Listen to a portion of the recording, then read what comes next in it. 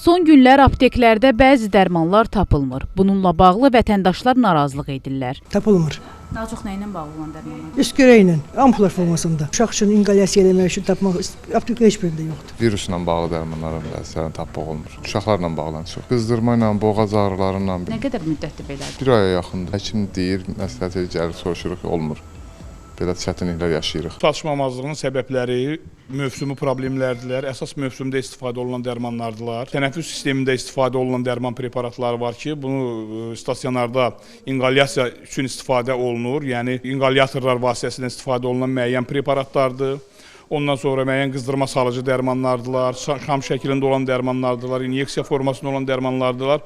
Bunların ölkəmizdə tapılmamağı yaranıbdır. Düzgün olmayan, yəni mal qalığının olmamasından bağlıdır. Ona görə ki, həmin aparıcı şirkətlər bunu nəzərə almamışlar ki, bu il bu qədər insan xəstələnə bilər. Təəssüflər olsun ki, həmişə bir balaca dərmanların artıq istehlakı baş verən kimi biz bu problemlərlə üzləşirik. Bu demək ki, bu proses düzgün tənzim olunmur. Dərman maddələrin bütün dövriyyəsi prosesi, yəni istehsalından tutmuş utilizasiyasına qədər xüsusi bir nəzarətdə olmalıdır.